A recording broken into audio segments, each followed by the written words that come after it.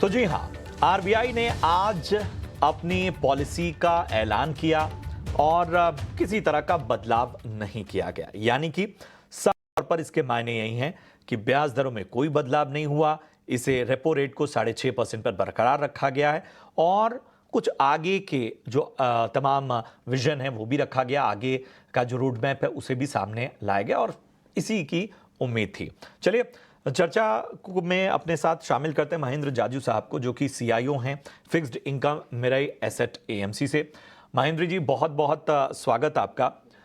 आम आदमी के मन में एक चीज तो क्लियर है कि उसके ईएमआई पे कोई असर नहीं पड़ा है, लेकिन जाहिर सी बात है इन सब के बीच में उम्मीदें हर पॉलिसी के साथ बढ़ती जाती हैं और इन सब के बीच में सबसे बड़ा सवाल ये उठता है कि इस पॉलिसी को जो आप जैसे दिग्गज हैं, जो ये तमाम कमेंट्रीज हैं, इन्हें आप किस तरह से देखते हैं? जो रीड बिटवीन द लाइंस कहते हैं, उन्हें कैसे परखते हैं?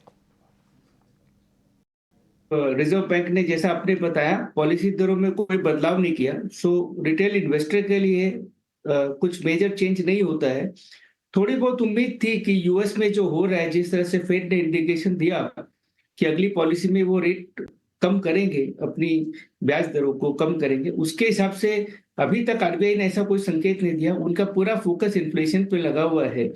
एक हमने नोटिस किया कि जो उनका प्रोजेक्शन था इन्फ्लेशन का फॉर सेकेंड क्वार्टर FY 25, मतलब आपका जुलाई से सितंबर पीरियड का प्रोजेक्शन 3.8% था इन्फ्लेशन का, वो उन्होंने रिवाइज करके 4.4% कर दिया। क्योंकि जहां तक फूड एंड वेजिटेबल प्राइजेस का सवाल है, वो एक मानसून आने के बाद जितना वेजिटेबल के प्राइसेस में कमी होने का एक्सपेक्टेशन था उतना हुआ नहीं।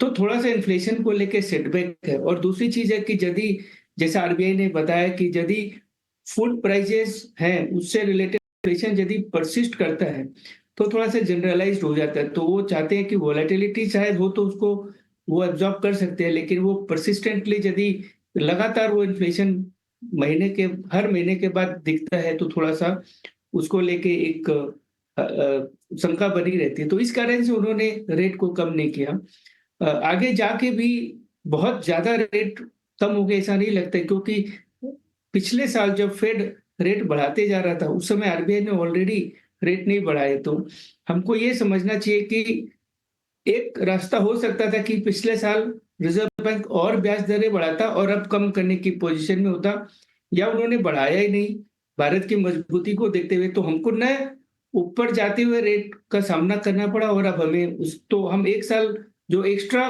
कॉस्ट सपोज कीजिए यूएस के इन्वेस्टर ने पे किया है, यूएस के रिटेल इन्वेस्टर ने एक्स्ट्रा ईएमआई जो एक साल भरा है वो हमको नहीं भरना पड़ा।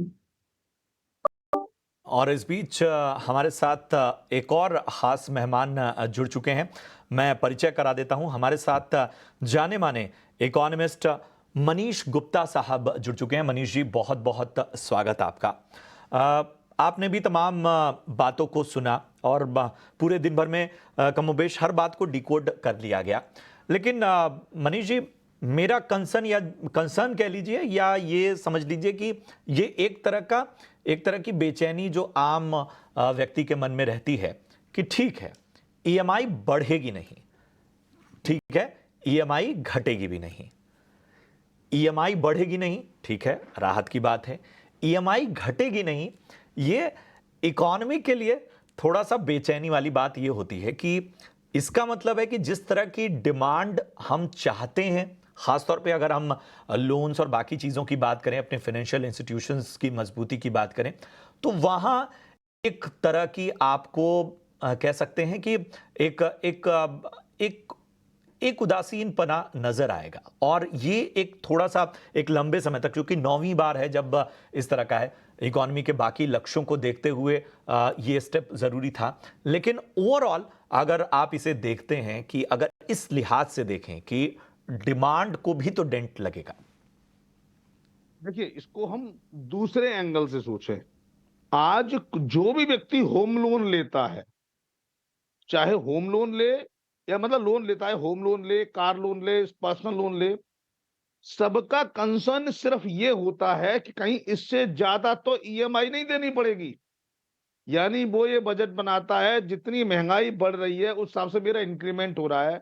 लेकिन अगर मेरे होम लोन की किस्त, मानो किसी की इनकम 1 लाख है और वो 40,000 की इंस्टॉलमेंट चुकाता है, अगर उसकी 40,000 की इंस्टॉलमेंट 45,000 हो जाती है तो उसको प्रेशर ज्यादा है। और आपने देखा होगा बहुत सारे लोग होम लोन लेते समय एक एक्स्ट्रा कॉस्ट देके उसको फ्रीज कराते हैं कि मेरी रेट बढ़े ना, ये रिस्क बैंक का हो गया थोड़े समय के लिए।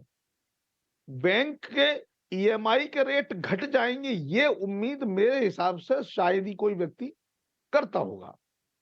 ऐसे में लोगों के लिए ये निश्चित रूप से बेहद सुखद समाचार है, क्योंकि आप कभी घटाएं कभी बढ़ाएं, किसी को फायदा मिला किसी को नहीं मिला, ये सिचुएशन ठीक नहीं है। कहीं ना कहीं सरकारी स्तर पर जब इस तरीके के नीतिगत रिजल्ट आते हैं कि आप लगातार 2-3 साल 4 साल अगर रेपो रेट में परिवर्तन ना करें, तो इसके 3 मतलब हैं।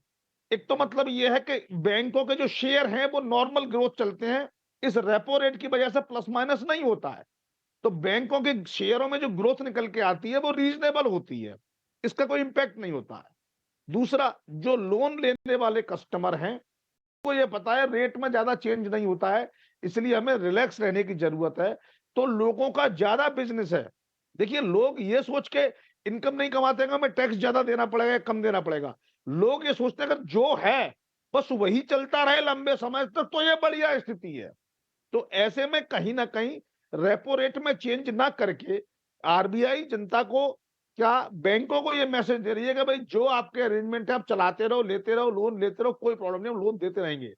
और बैंकों के लिए फायदा है, उनको लगातार अपनी मार्केटिंग स्ट्रेटेजी में चेंज नहीं करना। आपका हमने एक बार मानो 8.5 रुपए होम लोन फिक्स कर दिया, 8.5%, तो उस पर चले जा रहा है 10 साल 5 साल। मैं तो कहता हूं ये अगले 5 साल भी ऐसा ही चलना चाहिए, जब तक ये गवर्नमेंट है जो इस बार लेड बाई मिस्टर मोदी, ये गवर्नमेंट अगर ऐसे चलाएगी तो लोगों में बैंकों के प्रति, सरकार के प्रति विश्वास जमता है, और उन्हें ऐसा लगता है कि जो बजटिंग हमने अपनी करी है उसमें ये तो कम से कम जितने फैक्टर मूवेबल हो उतने, जितने कम हो उतना अच्छा। तो अगर रेपो रेट नहीं चेंज होगी तो आपकी ईएमआई नहीं चेंज होगी, तो ठीक है, सबकी सैलरी 10 12 15 20% प्रति साल में, तो वो कहीं ना कहीं आज जिसको ये लगता है कि मेरे होम लोन और व्हीकल लोन की इंस्टॉल मुझे पिंच कर रही है, मेरे सैलरी का से 33% है 28% है, 3 साल में वो सैलरी का 22% रह जाती है। तो यानी उसके पास इन्वेस्टमेंट होने लगता है, पैसा बचने लगता है, या तो उस पैसे को लग्जरी में खर्च कर लेता है या वो लोन को पहले चुकाने की कोशिश करता है। तो कहीं ना कहीं स्टेबिलिटी का जो एकमात्र इंटेंट गवर्नमेंट सोचती होगी वो ये है कि लोन लेने वालों को, आम जनता को ये मैसेज जाए कि ये सरकार स्थिर है, इसलिए रेपो रेट में कोई चेंज नहीं है। बड़े मेजर्स और बाकी चीज़ों की बात की जा रही है। इसी से जुड़ा मेरा एक सवाल है।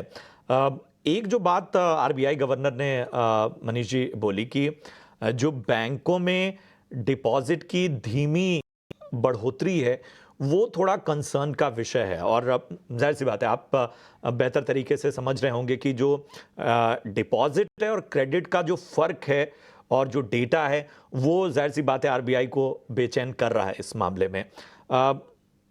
तौर तरीके, इन नियमों के तहत डिपॉजिट और बाकी चीज़ों के लक्ष्य हासिल करने की बैंकों की कोशिश होती है। क्या ये वाकई इस वक्त बड़ा कंसर्न है? आपसे ये कंसर्न है ही नहीं। देखिए, होता क्या है, सरकार का एक अलग काम है, आरबीआई का एक अलग काम है। यूं तो आरबीआई और आरबीआई के रिप्रेजेंटेटिव सरकार का एक पार्ट हैं, वो अपने आप को सरकारी कह सकते हैं, लेकिन उन दोनों के उद्देश्य अलग हैं। जो सरकार है वो it is a charitable state, beneficial state, यानी इसका काम है गरीबों की मदद करना, अमीरों से टैक्स लेना, गरीबों को लाभ पहुंचाना, यानी सोशल वेलफेयर स्टेट है। जबकि आरबीआई को क्या करना है, आरबीआई को अपनी बैलेंस शीट में अल्टीमेटली प्रॉफिट लाके और सरकार को डिविडेंड देना है। तो उनके अपने अपने टारगेट हैं।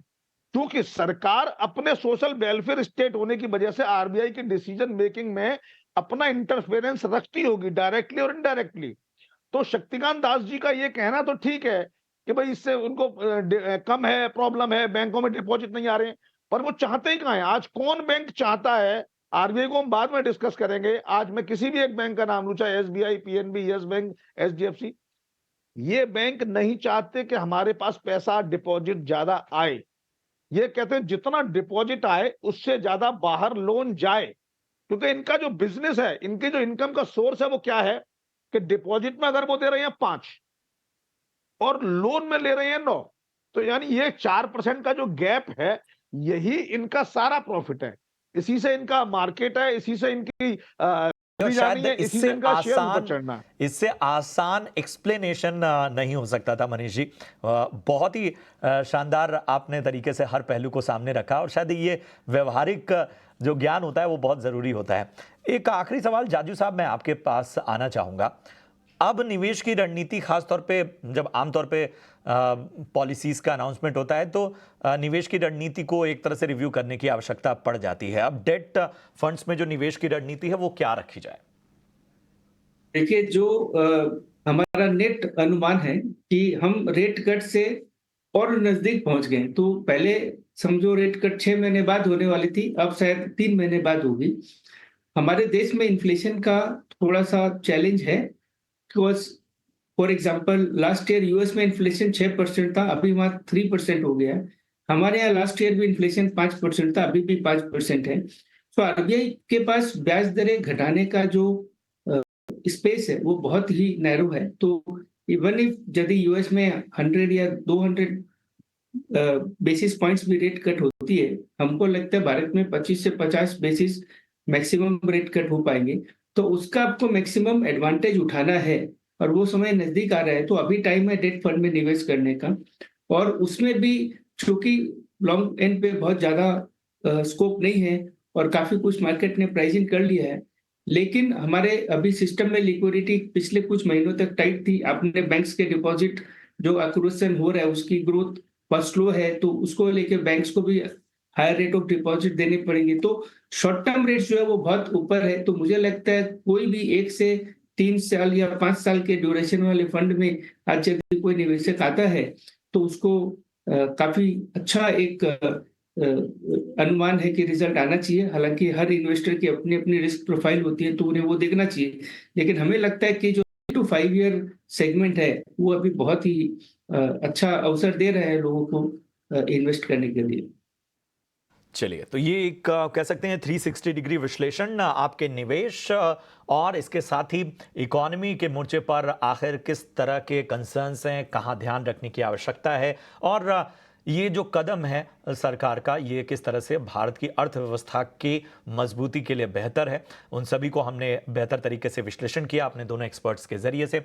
मैं शुक्रिया करूंगा मनीष गुप्ता साहब, आपका बहुत बहुत धन्यवाद अपना कीमती समय हमें देने के लिए। इसके साथ ही मैं शुक्रिया अदा करूंगा महेंद्र जाजू साहब आपका हमसे जुड़ने के लिए और अपना समय देने के लिए।